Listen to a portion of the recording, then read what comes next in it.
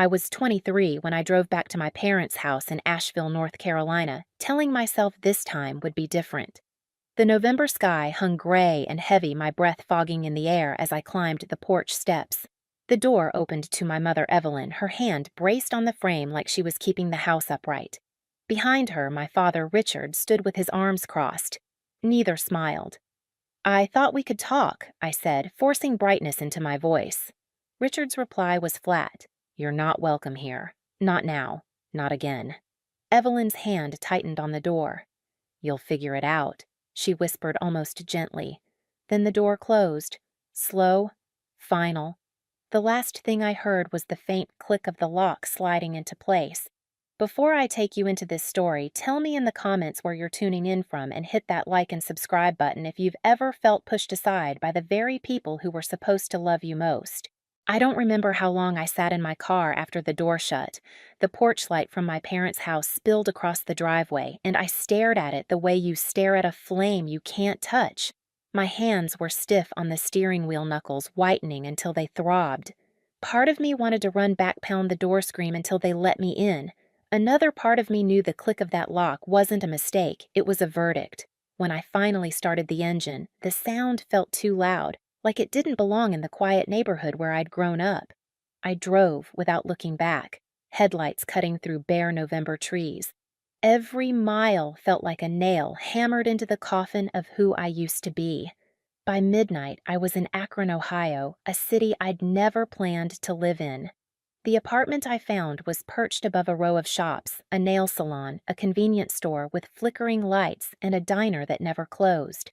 The rent was low, which was all I could afford. That should have been my first warning. The first night I unlocked the door, the smell hit me musty like old carpet soaked in years of other people's lives. The hallway was narrow, lined with walls stained by fingerprints and water damage. My bedroom was hardly bigger than a closet. A single small window looked out over the alley where the diner's neon sign buzzed red and blue through the glass. That buzz became my lullaby. I hauled in 2 boxes and the only thing that mattered, a sewing machine that had once been my side hobby. It was scratched and heavy, but when I set it on the wobbly kitchen table, it felt like the only solid thing I had left. I ran my fingers across its metal frame, remembering summer evenings with my grandmother on her porch in South Carolina. She would sit in her rocking chair, her voice soft as she threaded a needle. "Patience, Maddie," she used to say, guiding my clumsy hands through fabric. "Every stitch is a promise that holds things together." Back then, I thought she was just teaching me how to sew. Now, I wondered if she'd been preparing me for something bigger. The next morning, I taped a handwritten note to the apartment building's corkboard alterations. Affordable, quick turnaround. Ask for Maddie in 2B. My handwriting wobbled like I wasn't sure of myself. Maybe I wasn't. My first customer was Mrs. Henderson, the woman across the hall. She knocked gently, holding out her husband's trousers with a sheepish smile. "They don't make 'em like they used to," she said, handing me the pants. "Think you can hem these? He keeps tripping over 'em." I nodded, grateful for the distraction. When she pressed a crumpled $5 bill into my palm, it felt heavier than it should have. I dropped it into an old glass jar I kept at the back of my closet. At first, the sound of coins clinking against glass was pathetic, like proof of how little I had. But as the days wore on, it became something else, measurable, undeniable progress. Work trickled in, a jacket sleeve to repair, a neighbor's Halloween costume to stitch together. Sometimes people tried to haggle. One man shoved a torn shirt at me and said, "Don't charge more than $3. I could buy another at Goodwill." I forced a smile, but when he left, I shut the door and slid to the floor back against the wood. My chest ached with humiliation, but I still sewed his shirt. I needed every coin. At night, the apartment pressed in around me. I would sit on the edge of the bed, scrolling through old texts from my mom. Simple reminders, pick up milk. Don't forget dentist at 2. Love you now read like artifacts from another life. I'd stare at the screen, hoping for a new message, some sign that the exile was temporary. But silence held its ground. The buzzing neon sign painted red streaks across the ceiling. I lay there listening the low hum of the fridge, the occasional car rumbling down the alley, the clink of coins still rattling in the jar. The sounds formed a kind of hollow symphony, reminding me how far I was from the warmth of the house I once called home. One night, Mrs. Henderson knocked again, this time with a casserole dish. "You look like you could use a hot meal," she said. I thanked her, my throat tight. We stood in the doorway awkwardly until she added, "You remind me of my daughter. She left town years ago. Sometimes being on your own isn't as lonely as it feels. Sometimes it's just the start." Her words stayed with me long after she left. Was this really a start or just a punishment I hadn't figured out how to escape? Every morning I passed the jar before leaving the apartment. The glass caught the light, and for a moment I let myself imagine what it might hold one day, more than scraps, more than survival. Maybe a seed of something permanent. Still, every time I dropped in a coin, I heard another voice in my head, my father's, sharp as the edge of a blade. "Don't expect us to carry you forever."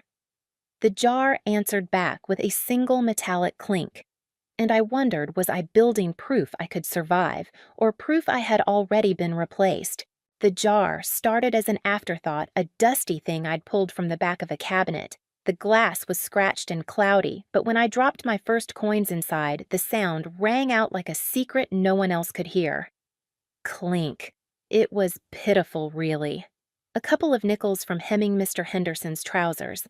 But in a life stripped bare, even a sound like that could feel like a heartbeat. I set the jar deep in my closet behind a stack of sweaters I rarely wore. Maybe I was hiding it from anyone who might snoop, or maybe I was hiding it from myself, because counting it meant admitting how little I had. The days blurred into small, repetitive tasks. Cut fabric, sew seam, knot thread. Every job was a transaction of survival. Mrs. Henderson slipped me coins in a folded napkin after Sunday dinner. A college kid upstairs knocked with his backpack half-zipped, holding out a jacket ripped at the elbow. He laughed nervously. "Finals week. I don't have time to fix this. You're a lifesaver." When he handed me 3 crumpled bills, I wanted to cry with relief. I dropped them into the jar, pressing them flat against the glass. But not every exchange was kind. One evening, I answered the door to a middle-aged man with a sharp jaw and an impatience that filled the hallway. He shoved a pile of shirts into my arms. $2 apiece, he said. "That's not really take it or leave it." I swallowed heat burning in my chest. Fine. When he left the shirts sagging heavy in my hands, I shut the door and pressed my back against it. My throat tightened. I wanted to scream at him to tell him I was worth more than $2 a shirt. But the truth pressed harder. I needed the work. So I stitched until my fingers ached at the sound of the machine, filling the silence until the neon diner sign clicked off at dawn. Afterward, I dropped the money into the jar, hands trembling. The coins rattled like mockery, like applause from an audience I never asked for. Sometimes, when I couldn't sleep, I sat cross-legged on the floor in front of the closet, just staring at that jar. My fingers itched to shake it to hear the proof of what I was clawing toward. But I didn't. I left it still like a fragile promise I was afraid to test. Flashbacks found me there. I saw myself at 13 sitting at the kitchen table with a spelling test I'd failed. My father leaned back in his chair, eyes narrowed. "You'll never make it if you don't toughen up," Richard said. Life doesn't wait for weaklings.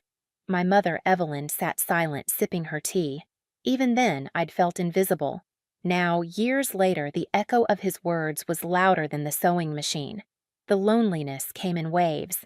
At night, I scrolled through old messages on my phone, rereading lines I used to skim. "Pick up milk," "Dentist at 2," "Love you." 3 words that now felt fossilized relics from a language I no longer spoke. Once at 2 a.m., I typed out a draft text, "I miss you. Can we talk?" My thumb hovered over send. But I never pressed it. Instead, I tossed the phone aside and stared at the ceiling painted in red and blue from the diner sign. I told myself silence was safer than rejection. The jar became my companion. Each clink was an answer when the silence asked if I mattered. Weeks turned into months. My stitches grew steadier. Words spread slowly like smoke curling under a door. A friend of a friend needed a bridesmaid dress hemmed. A young mother from down the street asked if I could fix her son's Halloween costume. The jobs piled into a rhythm measure, cut, sew, fold, collect. Some people thanked me with warm smiles, others barely looked at me. but every bill and coin pressed into my palm went into the jar. It wasn't much. To anyone else, it would look laughable. But to me, it was weight. Proof. One Saturday afternoon, Mrs. Henderson stopped by again holding a mug of coffee that smelled stronger than anything I could afford. She handed it to me with a knowing smile.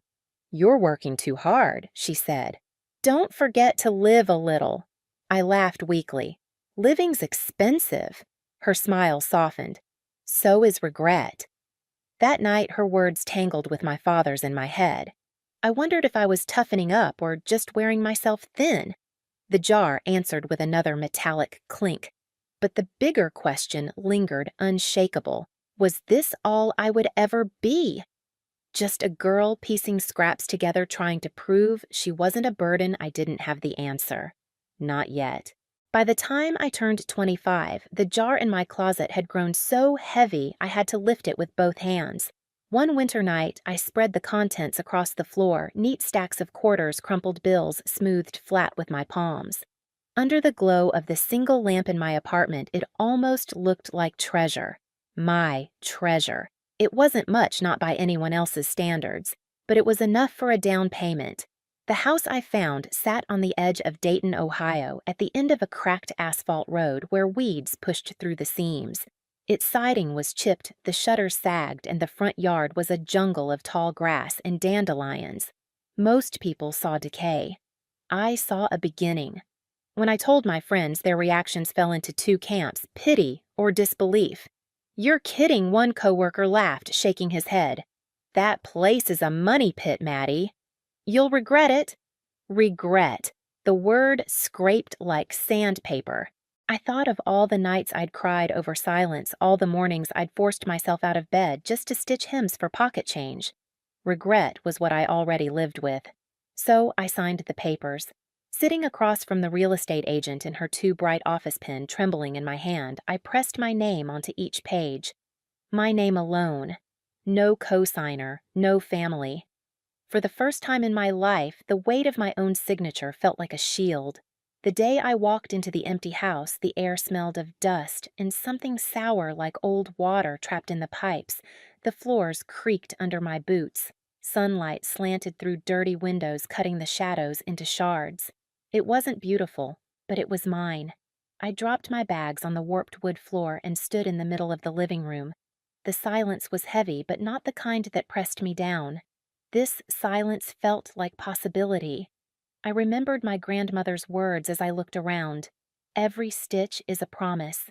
Maybe every nail, every brushstroke could be one too. That night, I lay on an air mattress in the middle of the empty room, staring at the cracked ceiling.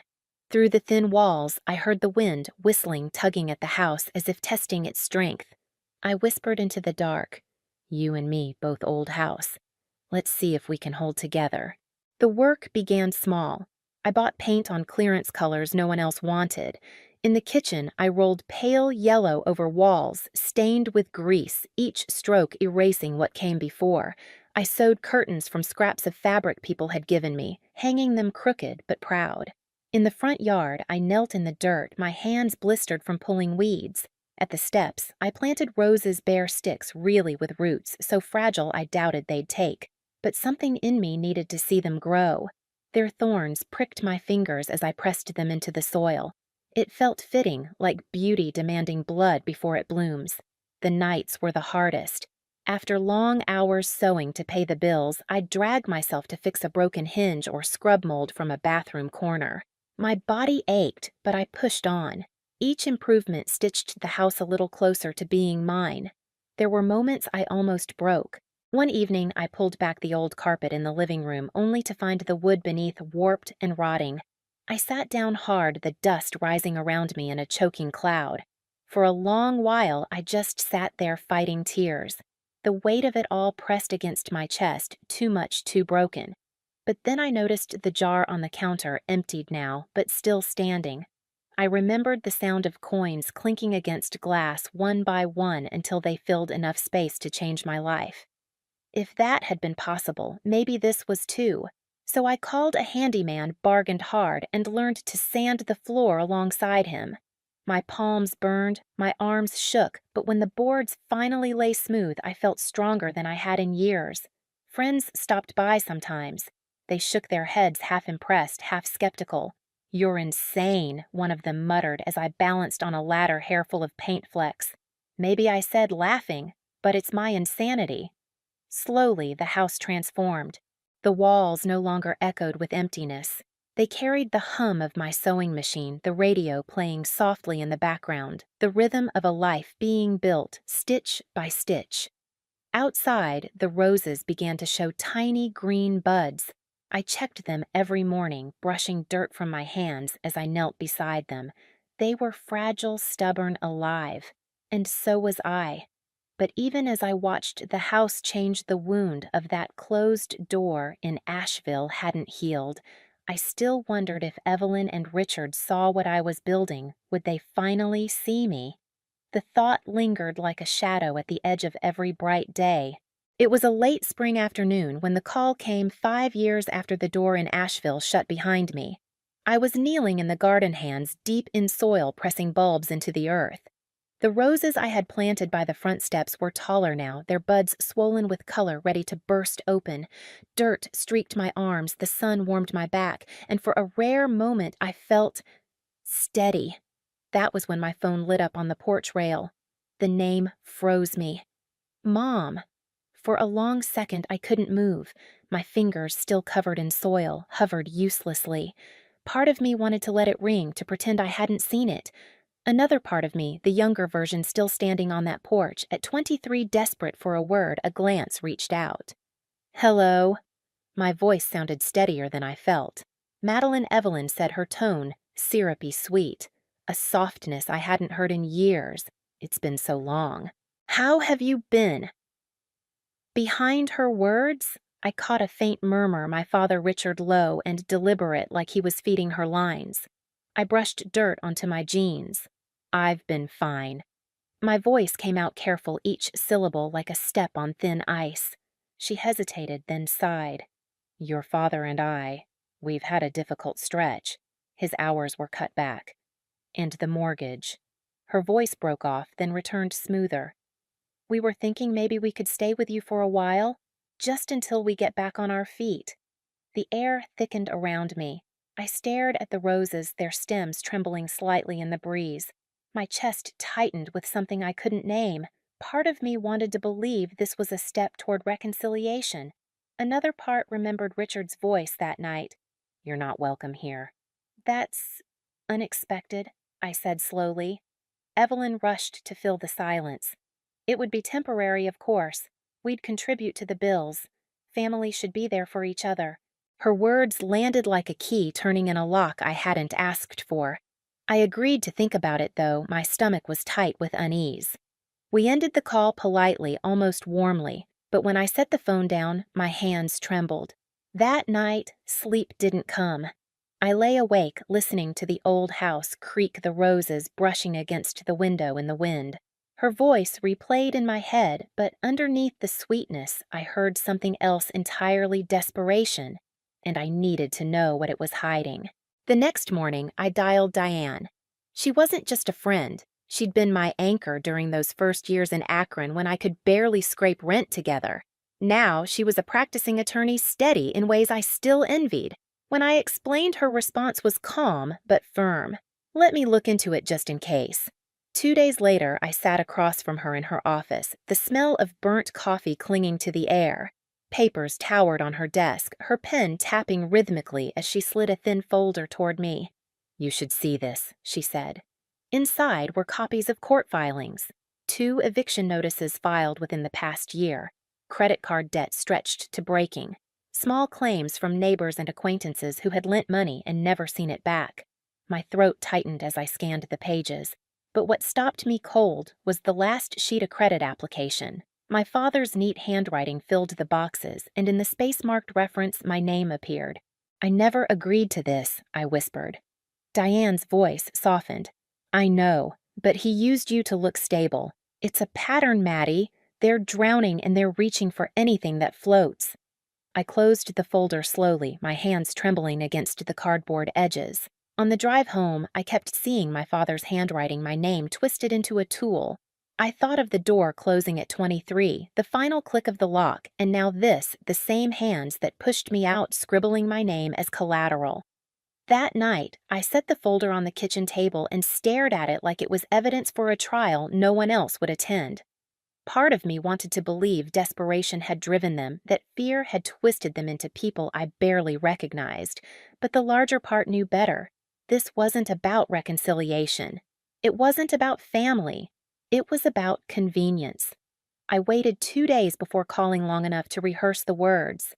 When Evelyn answered, her voice was bright, almost relieved. "Madeline, I was hoping to hear from you." I forced a tremor into my tone. "I wish I had better news. The house repairs cost more than I planned, and a client backed out on a big order. Honestly, I don't know how I'll cover the bills this month. If things get worse, I might even have to sell." The silence that followed was brief, but heavy. Then Evelyn's voice changed to the syrup gone. "Oh, well, maybe us moving in isn't the best idea right now. We wouldn't want to add to your stress." I waited, hoping for some hint of comfort, some suggestion that my well-being mattered. None came. Instead, Richard's voice cut in firm and unsympathetic. "We can't attach ourselves to instability. We've got our own issues to manage." The words sank like stones. "I understand," I murmured. Evelyn rushed to soften it. "It's just bad timing, dear. Maybe later when things are steadier." But steadier meant useful. I could hear it as clearly as if she'd said the word. We ended the call politely, Evelyn adding a quick "love you" that rang hollow. As I set the phone down, the roses outside brushed against the window. Their buds would soon open, but all I felt was the sharpness of their thorns. I knew now my parents hadn't come back for me. They'd come back for what I had built. And if they thought I would hand it over, they were about to learn how wrong they were. It was a Sunday afternoon when their car pulled into my driveway. I hadn't invited them. I hadn't even expected them so soon. From the kitchen window, I saw Evelyn step out first, her smile too wide, too practiced, like a mask she'd worn for too many years. Richard followed slower, his hand gripping a folder under his arm. My chest tightened. That folder looked too much like the one Diane had given me. I opened the door before they could knock. Madeline Evelyn said brightly, as if we'd seen each other yesterday, not half a decade ago. "We've been thinking things through. This arrangement could really work for all of us." I leaned against the doorframe, saying nothing. Richard stepped closer, scanning the hallway behind me like he was already picturing his belongings there. "You've done well with the place. Nice improvements. The practical next step would be to sell. Prices are excellent right now. You'd get cash in hand. We'd all get a fresh start." The way he said we made my skin crawl. I noticed the roses outside swaying and the wind petals trembling like they could sense the storm building. Evelyn rushed in with her sweetness. "Imagine, dear. We move in, help with the upkeep, and then together we put it on the market. Everyone benefits." Her voice almost convinced me, almost slipped under my skin the way it always had when I was younger. But then I thought of the folder on my table, the debts, the forged reference. The truth sat waiting heavy as stone. "I think you should come inside," I said finally. My voice was calm, too calm. Their smiles flickered into triumph as they stepped past me. I caught the faint scent of Evelyn's perfume lavender and something sharper like alcohol beneath flowers. Richard's shoes thudded against my floorboards, a sound that felt intrusive in a house I'd bled to build. In the living room, sunlight streamed across the hardwood I had sanded with my own blistered hands. Evelyn perched on the edge of a chair, smoothing her skirt, while Richard remained standing, the folder tucked tightly against his chest. "Madeline," Evelyn began, "you've grown so strong, so independent. We're proud of you." The words stung, not because I believed them, but because they were so clearly bait. "And you want to take it now," I said evenly. Her smile faltered. "We just want a chance to be close again." Richard cleared his throat, voice sharp. "It's the logical move. This house isn't sustainable for you alone. Together, we can make it work." I let the silence stretch long enough for the weight of it to press against their certainty. Then I turned toward the entry table. The folder Diane had given me waited there, its edges worn from how many times I'd opened it. When I laid it on the coffee table between us and flipped it open, the air in the room shifted. The papers slid across the polished wood, their corners catching the light. Eviction notices, debt records, the credit application with my name scrawled across it. Evelyn's hands froze mid-gesture. Her face drained of color. Madeline, where did you? I know, I said softly. My calmness surprised even me. I know exactly why you're here. And it isn't because you miss me. Richard's jaw tightened. He leaned forward, his voice low and hard. You've been digging into our lives. I looked for the truth, I replied. Because you stopped offering it. For a moment, no one spoke. The only sound was the ticking of the clock on the wall, each second loud as a hammer. Evelyn tried again, her voice trembling now. We just want to start over, darling. Families fight, but they come back together. That's what this is. I shook my head. No, this house isn't your escape. It's my life. I built it inch by inch. Every nail, every stitch, every rose outside, I did it without you. Her eyes flicked toward the window where the roses were tossing in the wind. For a second, I thought she might cry. Richard's voice snapped through the air. Don't be dramatic. You're one woman. You can't keep this place forever. Sooner or later, you'll need us. I rose from my chair, slow and deliberate. The sunlight caught the dust motes swirling between us, turning them into sparks. My heart pounded, but my voice stayed steady. I don't need you. Not anymore. Silence fell heavier than anything I'd ever felt. Evelyn reached out a hand, her fingers trembling as if she could pull me back into the old patterns. But I stepped away. If you want help finding resources, I'll send you a list, I said. But if you want my house, the answer is no. The wind outside rattled the windows. A single rose petal detached, floating past the glass red against the pale sky. I moved to the doorway and placed my hand against the frame, the same way Evelyn had the night she barred me from their home. The symmetry was not lost on me. This time, I whispered, it's my turn to close the door. Their faces hardened, Evelyn's in sorrow, Richard's in anger. But neither stopped me when I stepped forward, guiding them toward the threshold. The door shut with a firm, echoing thud. And when the lock clicked into place, the sound reverberated through my chest, not as rejection, but as protection. The echo of the door still hummed through the house long after they were gone. It was as if the walls themselves remembered the sound, carrying it down the hallway into the kitchen, up the worn staircase. For a moment, I stood perfectly still, forehead pressed against the cool wood, my hand resting on the lock I'd just slid into place. At 23, that sound had gutted me. It had hollowed me out, carved a hole I thought would never close.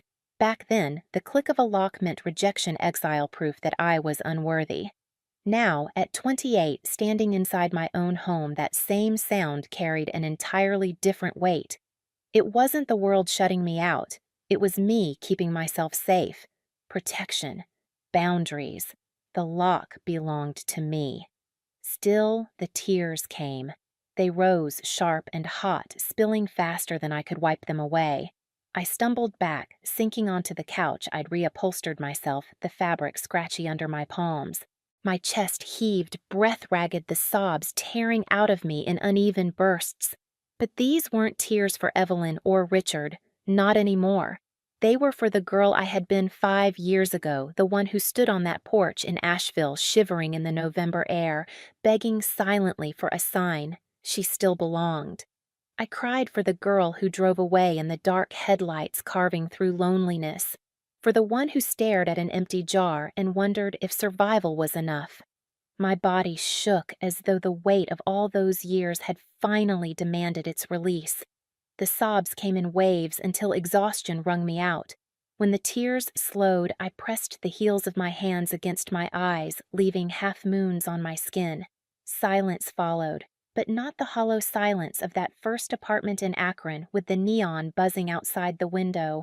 This was a fuller silence, steadier, as if the house itself was holding me. I breathed in slow and deep. The air smelled faintly of sawdust and roses carried in from the garden. My garden, my house, my life. I wiped my face, stood and moved back toward the door. My fingers brushed the lock once more, lingering there. It felt solid, reassuring, like armor. "The lock doesn't mean rejection anymore," I whispered into the empty hallway. "It means protection." The words hung there, and for the first time, they didn't feel like something I needed to convince myself of. They felt true. I turned away, walking into the kitchen. The watering can sat by the sink, small and dented from years of use. I filled it slowly, the stream of water catching the light, sparkling for a moment before pooling inside. Outside, the sun was dipping low, the sky streaked with orange and violet. The roses by the steps leaned into the light petals, unfurling each bloom richer than I remembered. I knelt beside them, pouring water gently at their roots. Droplets clung to the leaves, shining like glass beads. When I first planted them, they were nothing but brittle sticks. People told me they wouldn't take, that the soil was too rocky, that roses demanded more care than I could give. But they had grown anyway, slow, stubborn, reaching for the sun without permission. I touched one of the blossoms lightly, the velvet of the petals soft against my calloused fingertips. So did I thought. Behind me, the house glowed in the sunset, its chipped siding catching the last light. It wasn't perfect, the floor still creaked, the roof still leaked when the rain was heavy, but every flaw carried my fingerprints. Every repair, every stitch, every coat of paint was a piece of me stitched into the frame. For years, I had been waiting for Evelyn and Richard to tell me I was enough to invite me back to fill the silence with some proof of love. But standing there, the watering can dangling from my hand, I realized I didn't need their voices anymore. The silence I once feared had become a companion. It wrapped around me steady as the hum of my sewing machine at night. It didn't ask anything of me. It didn't measure my worth. It simply let me be. I closed my eyes, breathed in the cool evening air, and let my shoulders drop. The weight I'd carried for so long had finally loosened, and in its place was something lighter, something like peace. 5 years earlier, I had driven away from my parents' house with nothing but a sewing machine, 2 boxes, and a pit in my stomach so deep I thought I might never crawl out. I was 23, directionless, convinced that being cast out meant I had failed. Now, at 28, I walked through the rooms of my own home and felt something I'd never felt under their roof steadiness. The walls bore my fingerprints, painted with colors I'd chosen, patched where I had pressed plaster into cracks with my own tired hands. The curtains were ones I had stitched on late nights when exhaustion clawed at my eyes. Even the uneven floorboards carried my weight without protest, creaking like an old friend clearing its throat. This house was not flawless, but it was proof. Proof that survival could grow roots, that broken things could be mended into something strong. In the mornings, I would open the windows and let the air flow through. The scent of roses drifted in, mingling with the smell of coffee brewing on the stove. Sunlight spilled across the kitchen table, catching the worn surface where I had once spread out bills and prayed the math would stretch far enough. Now, the same table held fabric swatches for clients' sketches of dresses I had been commissioned to make. Work came steadily. Word had spread beyond the neighborhood, and people called me not just to mend what was torn, but to create what didn't exist yet. Each stitch carried me further from that night in Asheville, further from the belief that I was nothing without their approval. But I carried the past with me in smaller ways. Sometimes, when the house was quiet, I'd wonder what I would do if they knocked again, not with folders of debt or rehearsed sweetness, but with honesty. If they came stripped of schemes, just 2 aging parents reaching for their daughter, what then? I didn't have the answer. And that was okay, because the lock would hold until I decided otherwise. Not out of spite, but out of respect for myself, for the life I had built, for the boundaries that kept me whole. One evening, as summer settled in, I knelt in the garden to pull a stubborn weed. The sky was flushed pink, the air warm on my skin. My hands were stained with earth dirt lodged beneath my nails, and I didn't care. When I rose, the roses greeted me, blooms wide and full petals glowing in the fading light.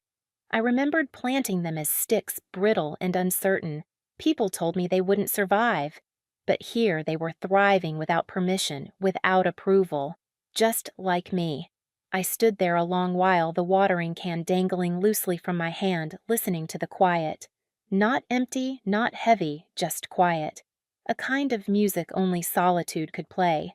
I smiled, a small thing at first, then wider, steadier. The weight that had once pressed on me like a second skin was gone. What remained was distance I no longer feared to carry. The past wasn't a wound anymore. It was a marker of how far I had walked. And as the sun slipped below the horizon, painting the house in gold, one last time I felt certain of this. No one decides my worth but me. Roots grow strongest in the soil of survival. If you stayed with me through this story, thank you. Now I want to hear from you. Have you ever been cut out by the very people who were supposed to protect you? What would you do if your parents showed up years later asking, not for you, but for what you've built? Drop your thoughts in the comments below. I read every single one. And if this story resonated with you, don't forget to hit like, subscribe, and turn on the notification bell so you don't miss the next chapter of stories just like this. Because not all families heal. Some close the door and some of us learn how to build our own.